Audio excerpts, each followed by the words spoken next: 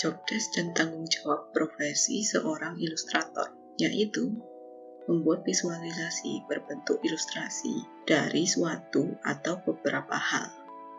Dengan kata lain, adalah membuat ilustrasi dari gagasan, deskripsi, dan bentuk-bentuk lainnya, baik untuk diri sendiri maupun untuk orang lain. Lalu, kualifikasi atau skill profesi yang harus dimiliki oleh ilustrator. Umumnya, ilustrator harus menguasai elemen dan fundamental dari ilustrasi. Beberapa di antaranya adalah bentuk, anatomi, komposisi, value, dan pencahayaan. Lalu, terdapat kualifikasi secara nilai. Yang pertama adalah requirements, yaitu sesuai tidaknya karya dengan brief atau gagasan yang diberikan. Yang kedua ada craftsmanship, yaitu penggunaan referensi dan media, sehingga lebih fokus ke implementasi atau hasil dari karya tersebut. Setelah itu ada kreativitas, yaitu kemampuan untuk menciptakan keseluruhan karya.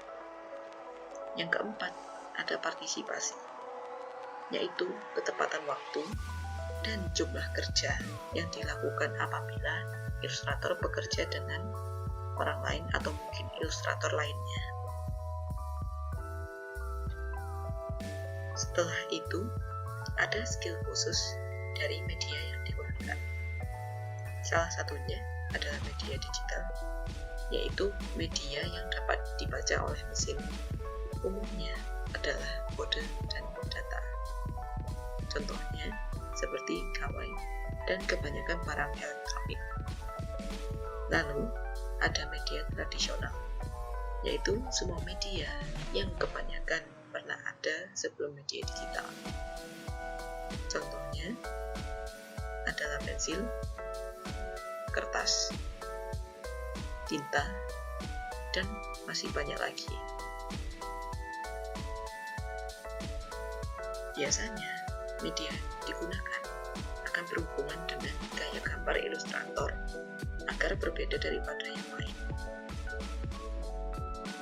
Hal ini dapat dikategorikan dari yang ke simpel dan mudah diingat hingga ke tingkat yang lebih rumit dan membutuhkan banyak detail.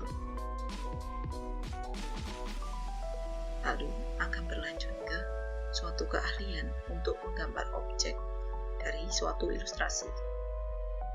Umumnya ditemukan 3 kategori, yaitu makhluk hidup, pemandangan, dan barang atau objek. Dan tidak lupa, ilustrator akan mengikuti suatu genre sebagai jenis, tipe, atau kelompok atas dasar bentuknya ragam suatu karya. Pilihannya tidak terbatas, mulai dari fantasi hingga komedi. Setelah itu, terdapat proses desain dan penentuan biaya.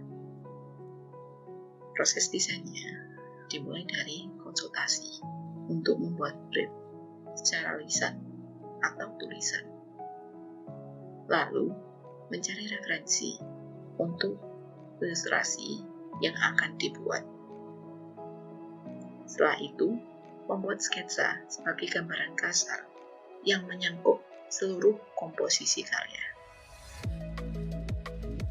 Setelah itu, umumnya dilakukan lining, yaitu untuk memberi garis tegas atau garis final pada suatu karya.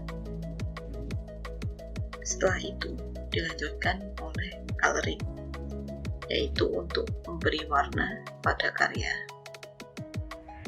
Lalu, tidak jarang karya akan diberi shading sebagai penentuan bagian gelap dan terang.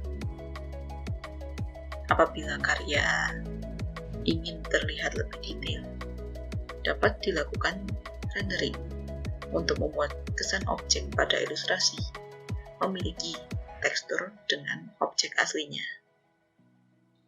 Lalu, biaya akan ditentukan oleh beberapa faktor. Salah satunya adalah media. Semakin banyak atau semakin tinggi nilai dari suatu media, maka akan semakin tinggi biaya dari suatu karya, termasuk sarana dan prasarana lain yang digunakan, seperti listrik, air, dan tempat khusus seperti studio yang digunakan. Lalu, faktor kedua, yaitu berapa lama waktu yang dibutuhkan untuk menyelesaikan suatu karya. Apabila klien ingin meminta ilustrator untuk lebih cepat mengerjakan karyanya, maka biaya yang dibutuhkan akan lebih tinggi pula, mengingat kemampuan masing-masing ilustrator dalam mengerjakan suatu karya pada waktu tertentu. Faktor ketiga, yaitu keunikan dari masing-masing ilustrator yang biasanya dihubungkan dengan genre.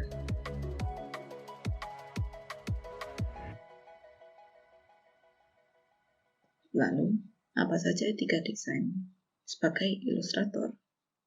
Yang pertama adalah menjaga diri, mulai dari menjaga kesehatan, atur waktu, memiliki sistem kerja yang sehat, dan memiliki etika yang baik dengan orang lain. Lalu, memilih proyek sesuai dengan kemampuan. Lebih baik memiliki proyek yang sedikit, tapi dapat dikerjakan semua. Selanjutnya, yaitu memiliki aturan sendiri. Tergantung ilustrator masing-masing, biasanya mereka memiliki do's and don'ts dalam mengerjakan ilustrasi kepada klien. Selain mempermudah ilustrator, juga mempermudah klien untuk mencari ilustrasi yang diinginkan secara spesifik. Lalu, mengutamakan show, don't tell, yaitu memberi gambar secara langsung atau memberi portofolio kepada klien. Setelah itu, lebih komunikatif dengan rekan maupun klien, baik dalam proses apapun. Dan yang terakhir, memiliki hak cipta dan menghargai hak cipta milik orang lain, baik bentuknya tertulis maupun lisan.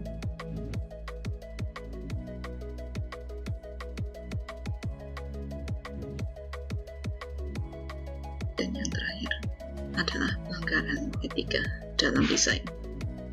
Secara hasil, ada pelanggaran plagiasi, di mana karya terlihat mirip dengan karya lainnya.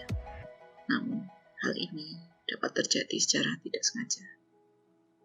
Setelah itu, ada tracing, di mana karya akan diciplak tanpa merubah mayoritas elemen dan objek yang akan digambar.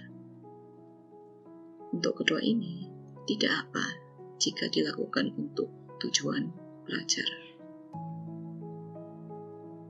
Setelah itu, ada aktif, yaitu lebih buruk daripada tracing dan plagiasi, di mana seseorang akan mencuri karya dan menganggapnya sebagai buatannya sendiri. Tidak jarang, karya curiannya diperjualbelikan tanpa izin. Setelah itu, ada pelanggaran etika secara konten, yang biasanya menyinggung sara, suku, agama, ras, dan antar golongan, dan konten-konten pornografi atau mungkin NSFW. Memang ada segmentasinya seperti dark art, pin-up, politik, dan lain-lain untuk konten NSFW. Namun resikonya lebih besar daripada konten pada umumnya, sehingga ilustrator harus berhati-hati ketika ingin membentuk topik tersebut.